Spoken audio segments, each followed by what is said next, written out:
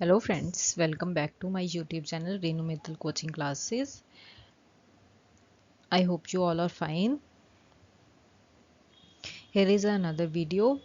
So आज मैं आपके लिए लेके आई हूँ some assertion reason questions of accounting, right? Because assertion reason question थोड़े typical होते हैं. कई बार हमें लगता है कि दोनों statements क्या हैं, correct हैं. So हमारे जो questions जो mostly students होते हैं ना, वो इन्हीं questions में क्या करते हैं, mistake करते हैं. So इसीलिए मैं आपके लिए assertion reason questions ही लेके आई हूँ आज. So let's start. Here is our first question. कहते फाइनेंशियल assertion क्या कह रहा है? Financial statements of a company are prepared in the form prescribed in Schedule 3 of Companies Act 2013. Right कहते फाइनेंशियल स्टेटमेंट्स प्रिपेयर की जाती हैं अकॉर्डिंग टू Schedule 3. रीज़न क्या है? बिकॉज रीज़न को कहते हमेशा रीज़न को जब भी आपने वो करना है, रीज़न की स्टेटमेंट पढ़नी है तो उसको हमेशा बिकॉज लगा के पढ़ा करो. Because section 129 of the companies act 2013 prescribes Schedule 3 as per which financial statements have to be prepared by all companies, right? सो अभी उन्होंने पहली स्टेटमेंट में क्या बोला कि फाइनेंशियल स्टेटमेंट प्रिपेयर की जाती हैं according to Schedule 3 of the companies act.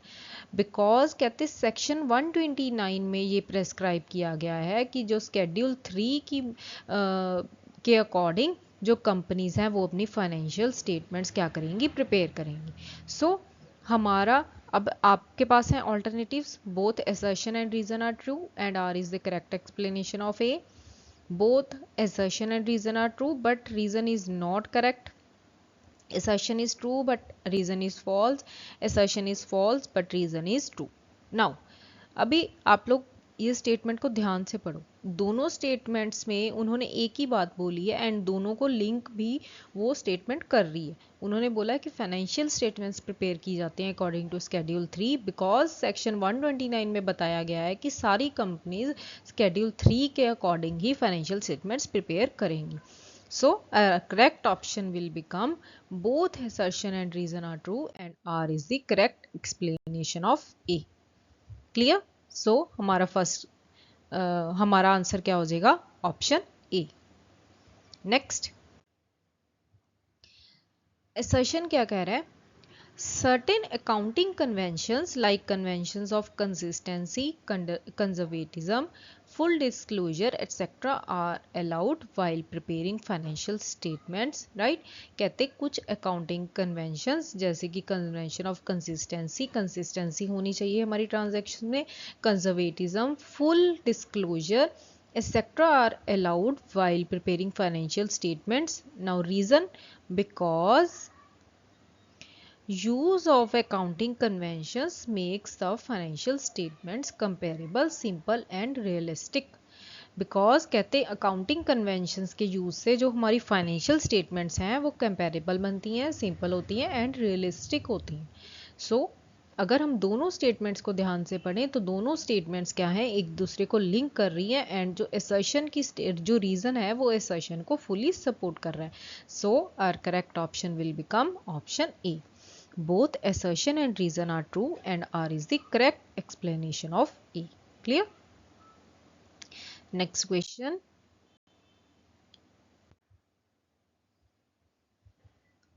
Assertion क्या कह रहा है? The balance sheet is a list of assets and liabilities of the company presented in the specified format for the year ended on that date. Right? कहते हैं balance sheet एक list है जहाँ पे assets and liabilities प्रेजेंट की जाती है in a specified format for the year ended on that day.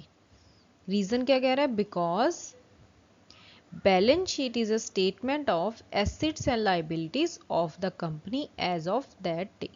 Because कहते हैं बैलेंस शीट क्या है? स्टेटमेंट है of assets and liabilities of the company as of that day, right? So हमारा जो करेक्ट ऑप्शन होगा वो क्या होना चाहिए? कहते the balance sheet is a list of assets and liabilities presented in the specified format for the year ended on that day. So ended on that day is Wrong. The balance sheet is a statement of assets and liabilities of the company as of that day. Right? So हमारा correct option क्या हो जाएगा? Option D. Balance sheet is not a list, it is a statement. यहाँ पे क्या है? List बोला गया है और यहाँ पे क्या है? Statement बोला गया है. Right? So हमारा correct option क्या हो जाएगा? Option D. Clear? Next question क्या कह रहा है? The management uses accounting information to arrive at various decisions like determination of selling price, cost controls, investment into new ventures, etc. Right? कहते हैं मैनेजमेंट यूज करता है अकाउंटिंग इंफॉर्मेशन को arrive at various decisions like determination of selling price, cost controls, investment into new ventures etcetera. Now reason क्या कह रहा है? Because the management has the responsibility to safeguard the customer's investment and increase its value by managing the business efficiently. कहते because कहते management की responsibility है कि उसने कस्टमर की इन्वेस्टमेंट को सेफ गार्ड करना है एंड अपनी जो बिजनेस की वैल्यू को इंक्रीज करना है. राइट? सो आप लोग बताओ इसका ऑप्शन आंसर क्या होगा? करेक्ट ऑप्शन जो हमारी फर्स्ट स्टेटमेंट है, असर्शन है, वो तो बिल्कुल सही है. The management uses accounting information to arrive at various decisions like determination of selling price, cost controls, investment into new ventures etcetera. So हमारा जो ये ऑप्शन है ये तो कट हो जाएगा. राइट? नेक्स्ट रीजन क्या कह रहा है? द मैनेजमेंट की रिस्पॉन्सिबिलिटी है कि कस्टमर की इन्वेस्टमेंट को सेफगार्ड करना है एंड अपनी वैल्यू को इंक्रीज करना है by managing the business efficiently. So जो हमारी ये रीजन है वो क्या है? रॉन्ग है. सो हमारा करेक्ट ऑप्शन क्या हो जाएगा? Option C. ऑप्शन सी क्यों होगा? बिकॉज कहते customer does not invest in the business, he just purchase goods for his satisfaction. Management is not responsible to increase the value of his purchasing. Right? यहाँ पे क्या है? Customer की investment बोला गया है बट कहते customer does not invest in the business, he just purchase goods for his satisfaction. Right? So assertion is true but reason is false. Clear? Next question.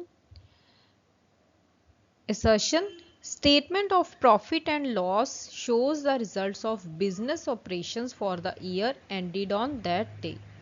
Right? कि जो प्रॉफिट एंड लॉस स्टेटमेंट है वो क्या करती है? Business operations के results को show करती है for the year ended on that day. Reason क्या कह रहा है? It is prescribed in the form it is prepared in the form prescribed in part 2nd of schedule 3rd of the companies act. Right? कहते हैं क्योंकि ये prepare की जाती है. सो यहाँ पे अगर हम देखें दोनों स्टेटमेंट्स का कोई भी लिंक नहीं बन रहा. जो सेकंड स्टेटमेंट है वो इसका रीज़न करेक्टली नहीं प्रोवाइड कर रही. सो हमारा जो करेक्ट ऑप्शन हो जाएगा वो क्या हो जाएगा? Both assertion and reason are true but individually they are true and reason is not the correct explanation of A. Clear?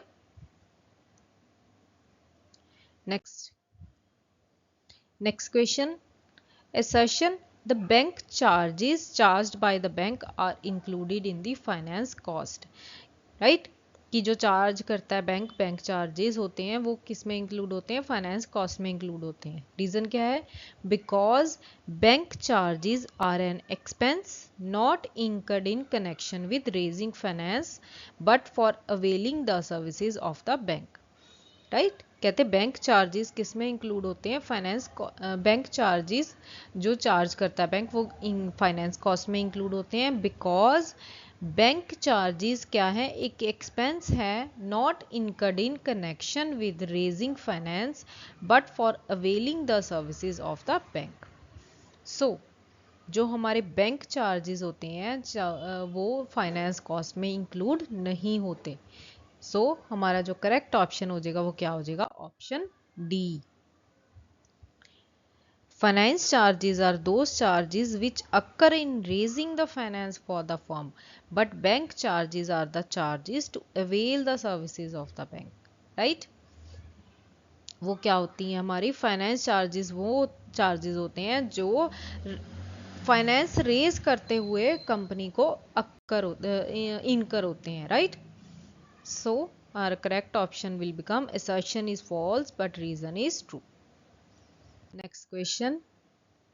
Balance sheet and statement of profit and loss show the line items and details thereof are given in the notes to account. ध्यान से देखना, balance sheet and statement of profit and loss show the line items and details thereof are given to notes to the account. Notes to the account means जो नीचे notes दिए जाते हैं accounts prepare करते हुए. Because the companies act 2013 has prescribed so far an easy understanding of the financial statements. Because कहते companies act ने prescribe किया है कि नोट्स टू अकाउंट्स इसलिए बनाए जाते हैं सो दैट कि फाइनेंशियल स्टेटमेंट्स को फाइनेंशियल स्टेटमेंट्स को ईजिली अंडरस्टूड किया जाए. सो अगर हम यहाँ पे बिकॉज लगा के ये स्टेटमेंट रीड करते हैं तो जो दोनों स्टेटमेंट्स हैं वो क्या है, करेक्ट हैं. And also R is the correct explanation of A. So our correct option is option A. Next question. Bills receivable are shown as trade receivable in the balance sheet of the company. जो bills receivable हैं उनको trade receivable as show किया जाता है इन the balance sheet. Because यहाँ पे because लगा के देखो, debtors and bills receivable form the part of trade receivables. Because कहते हैं जो डेटर्स एंड बिल्स रिसीवेबल होते हैं वो form the part of trade receivable, वो ट्रेड रिसीवेबल्स में आते हैं. सो अब बताओ कि दोनों स्टेटमेंट्स क्या हैं, करेक्ट हैं या नहीं. कहते बिल्स रिसीवेबल को शोन किया जाता है as trade receivable in the balance sheet of the company because debtors and bill receivable क्या करते हैं, ट्रेड रिसीवेबल को का पार्ट होते हैं. सो हमारा जो करेक्ट ऑप्शन हो जाए वो क्या हो जाएगा, both assertion and reason are true and R is the correct explanation of A. Clear. Next question. assertion क्या कह रहा है, financial statements are summarized statements that give information as to the profitability and financial position of the company. right, जो हमारी financial statements हैं वो summarized statements हैं जो information provide करती हैं as to profitability and जो financial position है हमारी company की. now reason क्या कह रहे हैं, because statement of profit and loss given the information as to net profit or net loss for the year, while balance sheet gives information of the financial position of the company as to that date. right, session में बोला कि financial statements summarise statements होती हैं जो हमें profitability भी बताती हैं एंड फाइनेंशियल पोजीशन भी बताती हैं. अब रीज़न क्या कह रहा है, बिकॉज कहते हैं स्टेटमेंट जो of profit and loss account उससे हमें क्या पता चलता है, net profit and net loss, while जो बैलेंस शीट है वो हमें इंफॉर्मेशन देती है हमारी फाइनेंशियल पोजीशन की. सो एज वी सी जो दोनों स्टेटमेंट्स हैं वो क्या है, एक दूसरे को एक्सप्लेन भी कर रही हैं, एक दूसरे को क्या है करेक्ट एक्सप्लेन कर रही हैं एंड दोनों क्या है ट्रू है. So correct option will become option A. Clear. Next question.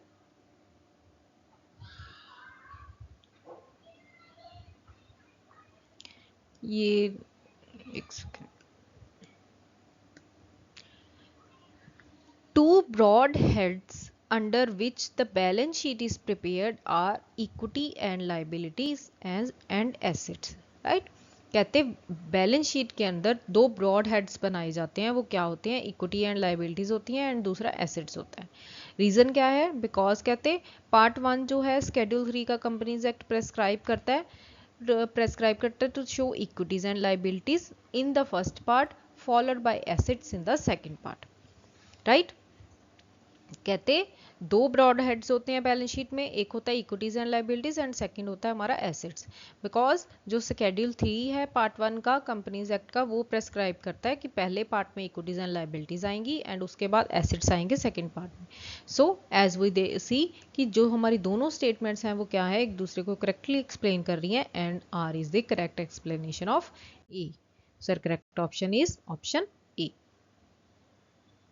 Next,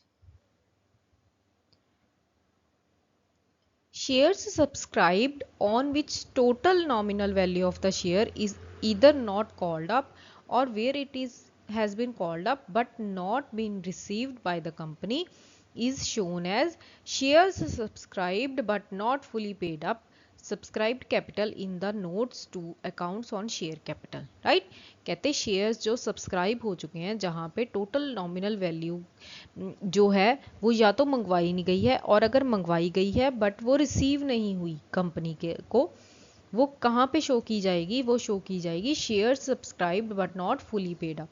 right, subscribed capital in the notes to account, share capital के नोट्स टू अकाउंट में शो की जाएगी।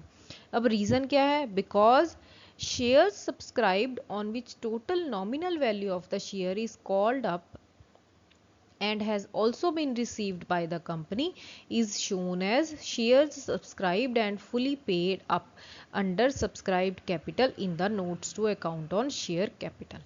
यहाँ पे कह रहे हैं कि कंपनी के पास वो रिसीव नहीं हुई और वो शो की जाएगी share subscribed but not fully paid up subscribed capital, और रीजन दे रहे हैं कि जो कंपनी की रिसीव हो चुकी है, राइट, वहां पे शो की जाएगी।